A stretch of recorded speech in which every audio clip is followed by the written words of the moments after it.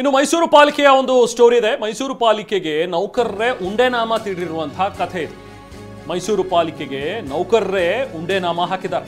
ನಕಲಿ ಬಿಲ್ ನೀಡಿ ಹಣ ಗುಳುಂ ಮಾಡಿದ್ದಾರೆ ಸಿಬ್ಬಂದಿ ಅನ್ನುವಂಥ ಆರೋಪ. ನೌಕರರು ಸುಮಾರು 2 ಕೋಟಿಗೂ ಹೆಚ್ಚು ಹಣವನ್ನ ದೋಖಾ ಮಾಡಿದಾರಂತೆ. ವಾಣಿವಿಲಾಸ ನೀರು ಸರಬರಾಜು ವಿಭಾಗದಲ್ಲಿ ಆಗಿರುವಂತಹ ಪ್ರಕರಣ ಇದು. ನಕಲಿ ಬಿಲ್ಗಳನ್ನ ತಯಾರಿಸಿ ಹಣವನ್ನ ಜೇಬಿಗಿಳಿಸಿಕೊಂಡಿದ್ದಾರೆ ನೌಕರರು. Water inspector, data entry operator ಶಾಮೀಲಾಗಿದ್ದಾರೆ ಅಂತ ಹೇಳಿ ಇವ್ರ ಮೇಲೆ ಆರೋಪ ಕೇಳಿ ಬಂದಿದೆ. ಎಚ್ಚರಿಕೆ ನೀಡಿದ ಹಿನ್ನೆಲೆಯಲ್ಲಿ 75 ಲಕ್ಷವನ್ನ ವಾಪಸ್ ಬೇರೆ ಕೊಟ್ಟಿದ್ದಾರಂತೆ. ಇವರು ಕೋಟಿ ಹೊಡೆದಿದ್ದಾರೆ. ಜೊತೆಗೆ ಈಗ ಯಾವಾಗ ಗೊತ್ತಾಯ್ತೋ ವಿಚಾರ ನೀವೇ ಮಾಡಿದಿರಿ ಅಂತ ಹೇಳಿ ಗೊತ್ತಾಗಿ ಅವರನ್ನು ಸ್ವಲ್ಪ ಕ್ಲಾಸ್ ತಗೊಂಡಾಗ ಒಂದು 75 ಲಕ್ಷ ರೂಪಾಯಿ ಕೂಡ ವಾಪಸ್ ಹಾಕಿದಾರಂತೆ.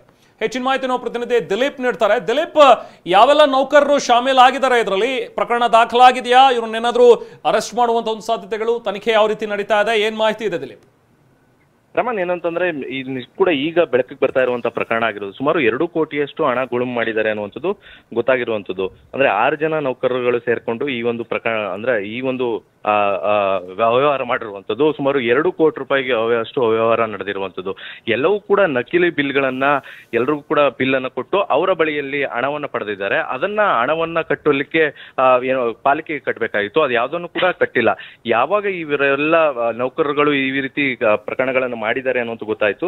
ಈಗ ಸದ್ಯಕ್ಕೆ ಅವರ ವಿರುದ್ಧ ಕೇಸನ್ನು ದಾಖಲು ಮಾಡ್ಲಿಕ್ಕೆ ಪಾಲಿಕೆ ಆಯುಕ್ತರು ಮುಂದಾಗಿರುವಂತದ್ದು. Rehman. Okay, thank you Dilip.